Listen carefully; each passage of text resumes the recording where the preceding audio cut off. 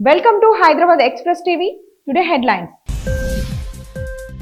కేజ్రీవాల్ బెయిల్పై స్టే. చంద్రబాబుతో మాక్ పోటీ సీఎం రేవంత్. ఏపీ అసెంబ్లీ స్పీకర్గా అయ్యన్న పాత్రుడు. సీఎంగానే అసెంబ్లీలో వస్తా అని ఆ రోజే చెప్పా చంద్రబాబు. ఇకపై మీకు తిట్టే అవకాశం లేదు, సభలో నవ్వులు పూయించిన పవన్ ప్రసంగం. ఢిల్లీ సీఎం కేజ్రీవాల్ను స్థానిక కోర్టు మంజూరు చేసిన బెయిల్పై ఢిల్లీ హైకోర్టు తాత్కాలికంగా స్టే విధించింది. దీంతో శుక్రవారం తీహార్ జైలు నుంచి విడుదల కావాల్సిన కేజ్రీవాల్ జైల్లో ఉండిపోయారు. గురువారం రాత్రి కేజ్రీవాల్ను బెయిల్ లభించిన నేపథ్యంలో శుక్రవారం ఉదయమే ఈడీ విచారణ కోర్టు ఆదేశాలను హైకోర్టులో సవాల్ చేసింది. జస్టిస్ సుధీర్ కుమార్ జైన్ దీనిపై విచారణ చేపట్టారు. ఈ సందర్భంగా ఈడీ తరఫున వాదనలు వినిపించిన అడిషనల్ సొలిసిటర్ జనరల్ ఎస్వీ రాజు కేజ్రీవాల్కు బెయిల్ మంజూరు చేసిన విచారణ కోర్టు న్యాయాధికారి నియం బిందుపై తీవ్ర ఆరోపణలు చేశారు. తనకు పూర్తిగా వాదనలు వినిపించడానికి అవకాశం ఇవ్వలేదన్నారు. అభివృద్ధి సంక్షేమంలో ఏపీ సీఎం చంద్రబాబుతోనే తమకు పోటీ అని ముఖ్యమంత్రి రేవంత్ రెడ్డి తెలిపారు. గతంలో రోజుకు 12 గంటలు పనిచేస్తే సరిపోతుందని భావించానని, అయితే ఏపీకి చంద్రబాబు సీఎం అయ్యాక రోజుకు 18 గంటలు పనిచేయాలని నిర్ణయించుకున్నానని చెప్పారు. ఎన్టీఆర్ ప్రారంభించిన టీడీపీ ద్వారానే తాము నేడు ఈ స్థాయికి చేరుకున్నామని, వారిపై గౌరవం ఎల్లప్పుడూ ఉంటుందని వెల్లడించారు. ముఖ్యమంత్రిగా బాధ్యత చేపట్టిన తర్వాత అభివృద్ధిలో, సంక్షేమంలో వారితో పోటీ పడి ఈ రాష్ట్రాన్ని ముందుకు నడిపించే అవకాశం నాకు వచ్చింది.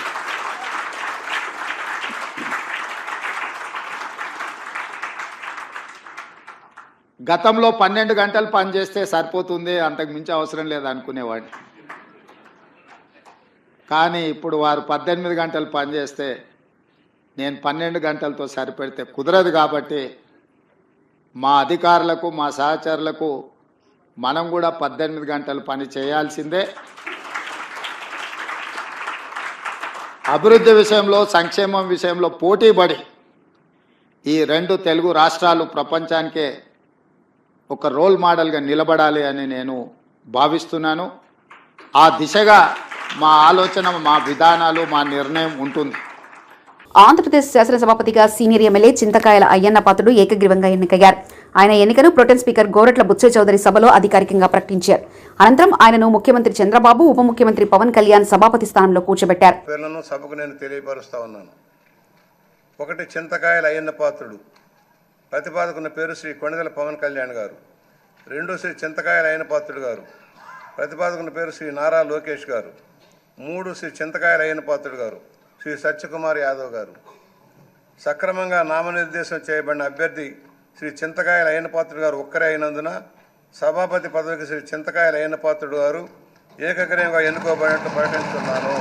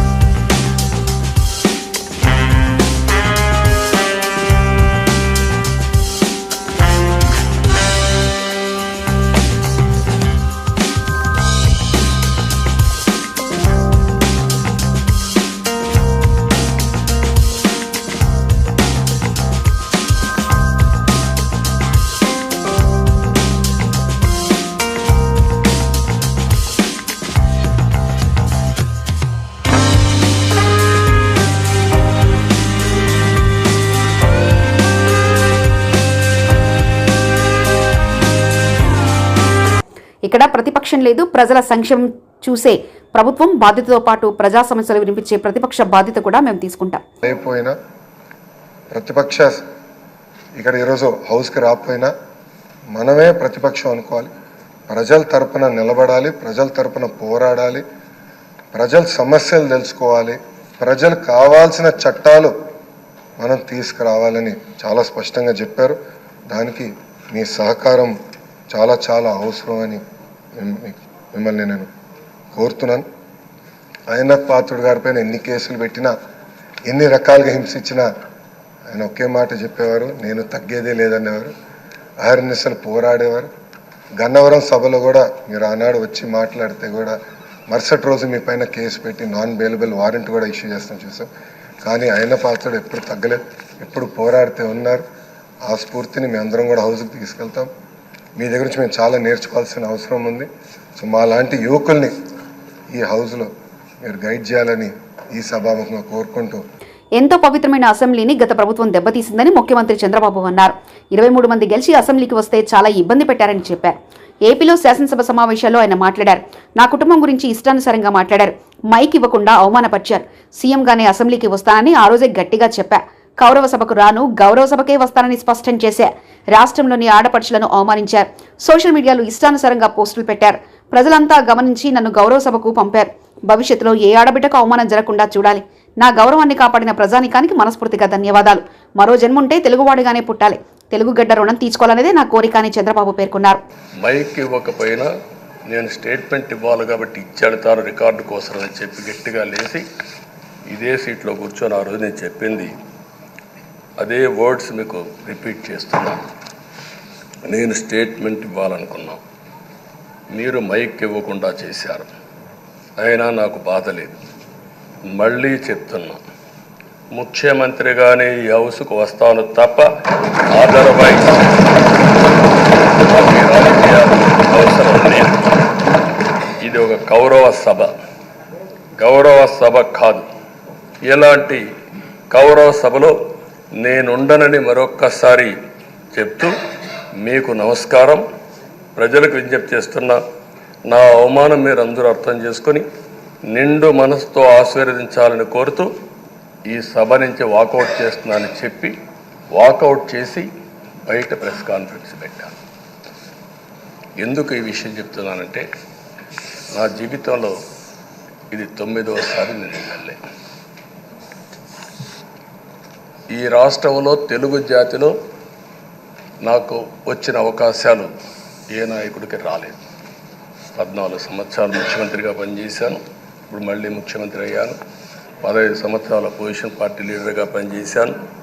కానీ తిరుపతిలో నా పైన దాడి జరిగింది. 24 క్లేమోర్ మైన్స్ నా మీద బ్లాస్ట్ చేశారు. ఆ రోజు కూడా నా కళ్ళలో నీళ్ళు రాలేదు. మొట్టమొదటిసారిగా ఎలాంటి సంబంధం లేని నా సతీమణి పైన ఆరోపణలు చేశారు.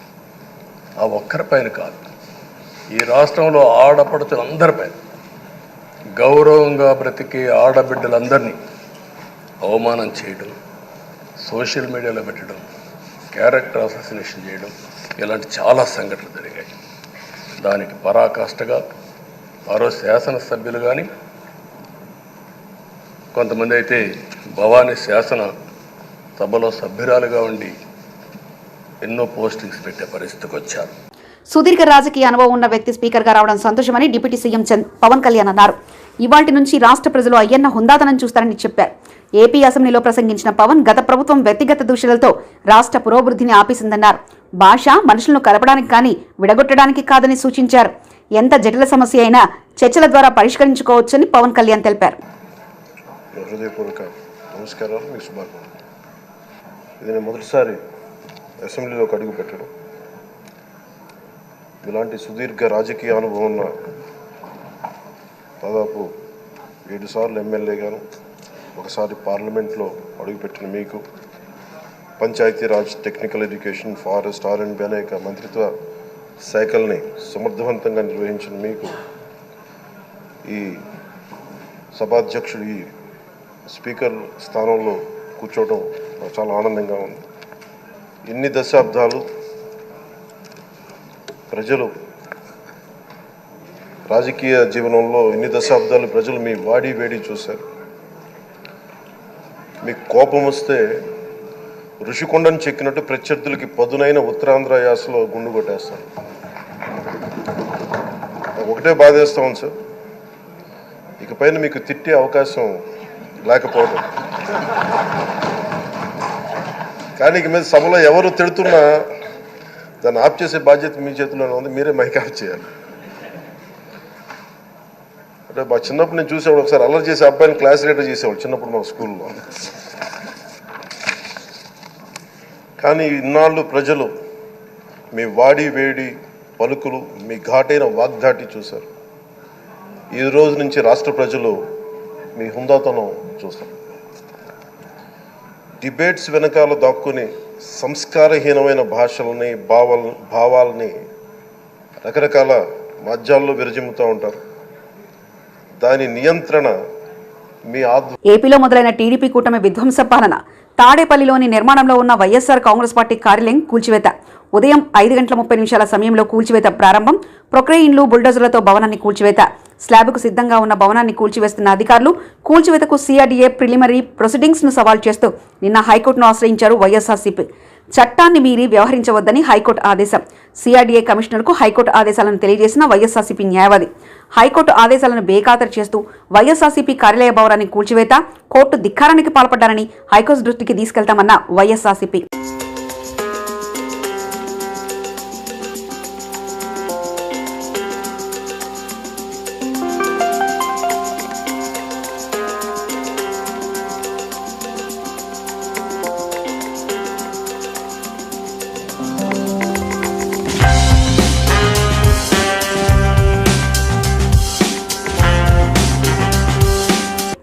విశాఖ ఎండాడ వైసీపీ పార్టీ కార్యాలయానికి జీవీఎంసీ సిబ్బంది అంటించిన నోటీసును చించివేసిన మాజీ మంత్రి గుడివాడ అమర్నాథ్. ఇది కూడా దాడి చేసినటువంటి సందర్భాలను మనం చూసాం. ఏ రకంగా నిన్న మన ఉమ్మడి విశాఖపట్నం జిల్లా చోడవరం నియోజకవర్గంలో ఒక శిలాఫలకాన్ని సహజంగా ప్రభుత్వంలో ఉన్నటువంటి ప్రజాప్రతినిధులు ఆ ప్రభుత్వానికి సంబంధించినటువంటి నిర్ణయాల్లో భాగంగా నిర్మించినటువంటి భవనాలకు సంబంధించినటువంటి శిలాఫలకాలని పూర్తిగా ధ్వంసం చేసి, ఇక్కడే కాదు అనేక ప్రాంతాల్లో రాష్ట్ర వ్యాప్తంగా చేస్తున్నటువంటి ఈ చర్యలను మనం చూస్తూ ఉన్నాం. ఈరోజు ఉదయం తెల్లవారుజామున 5 గంటలకి తాడేపల్లిలో వైఎస్ఆర్ కాంగ్రెస్ పార్టీ కేంద్ర కార్యాలయానికి సంబంధించినటువంటి నిర్మాణాన్ని 8 సంవత్సరాలు ఈ రాష్ట్రంలో ప్రతిపక్ష పార్టీగా, గడిచినటువంటి 5 సంవత్సరాలు అధికార పార్టీగా, దాదాపు 13 సంవత్సరాలు చరిత్ర కలిగినటువంటి వైఎస్ఆర్ కాంగ్రెస్ పార్టీకి చెందినటువంటి కార్యాలయాన్ని ఏ రకంగా పూర్తిగా నేలమట్టం చేశారో అనేటువంటిది ఈరోజు తెల్లవారుజామున మనం చూసాం. మీరు కూడా మీ దృష్టి కూడా అదంతా కూడా వచ్చింది. దాని మీద కోర్టుకు వెళ్ళి కోర్టులో ఇంకా ప్రొసీడింగ్స్ జరుగుతుండగానే హై హ్యాండెడ్గా ఏ రకంగా కార్యాలయాన్ని పూర్తిగా 2 అంతస్తులు నిర్మించినటువంటి కార్యాలయాన్ని ఏ రకంగా నేలమట్టం చేశారో అన్నటువంటిది చూసాం. విజయవాడ ఇంద్రకిలాద్రిపై వెంచేసి ఉన్న శ్రీ దుర్గా మల్లేశ్వర స్వామివార్ల దేవస్థానం ఆధ్వర్యంలో అమ్మవారి గిరి ప్రదక్షిణ కన్నుల పండుగగా జరిగింది. పౌర్ణమి సందర్భంగా ఉదయం లోక కళ్యాణార్థం భక్త జనశ్రేయస్సు కొరకు మరియు ధర్మ ప్రచార నిమిత్తం వేద పండితుల మంత్రోచ్చారాలు, అమ్మవారి నామస్మరణలు, మంగళ వాయిద్యాల నడుమ శ్రీ కామధేను అమ్మవారి ఆలయం నుంచి ప్రారంభమైంది. వైదిక సిబ్బందిచే శాస్త్రోక్తంగా పూజలు నిర్వహించారు. ఆలయ ఈవో కెఎస్ రామారావు కొబ్బరికాయ కొట్టి గిరి ప్రదక్షిణ కార్యక్రమాన్ని ప్రారంభించారు. ఈ కార్యక్రమంలో ఆలయ అధికారులు, సిబ్బంది, భక్తులు విశేషంగా పాల్గొన్నారు. తాడేపల్లిలో నిర్మాణంలో ఉన్న వైసీపీ కార్యాలయ భవనాలను కూల్చివేయడం కక్షపూరిత చర్యని మాజీ మంత్రి వైసీపీ నాయకుడు అంబటి రాంబాబు అన్నారు. చట్టబద్ధంగా ప్రభుత్వ స్థలంలో నిర్మిస్తున్న కార్యాలయం కూల్చివేయడం ధర్మమేనా అంటూ సీఎం చంద్రబాబును ప్రశ్నించారు. గతంలో టీడీపీ అధికారంలో ఉండగా అనేక చోట్ల ప్రభుత్వ స్థలాల్లో టీడీపీ కార్యాలయాన్ని నిర్మించిందని, తాడేపల్లిలోని టీడీపీ ఆఫీస్ ప్రభుత్వ స్థలంలోనే ఉందని అన్నారు. రాష్ట్ర ఆఫీస్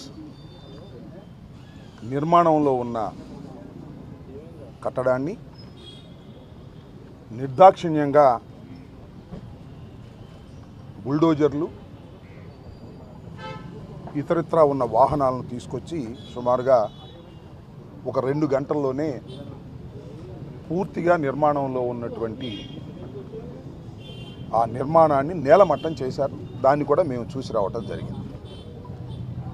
ఇది వైఎస్ఆర్ కాంగ్రెస్ పార్టీ ఆఫీస్ కొరకు నిర్మించుకోవాలనేటువంటి ఉద్దేశంతో రాష్ట్ర వ్యాప్తంగా అనేక ప్రాంతాల్లో ప్రభుత్వ స్థలాలను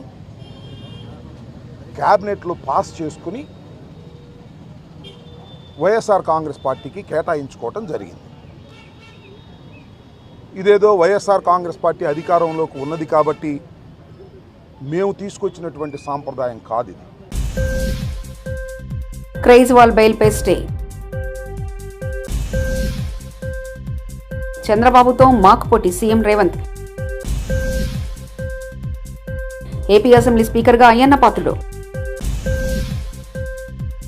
సీఎంగానే అసెంబ్లీలో వస్తా అని ఆ రోజే చెప్పా చంద్రబాబు. ఇకపై మీకు తిట్టే అవకాశం లేదు, సభలో నవ్వులు పోయించిన పవన్ ప్రసంగం.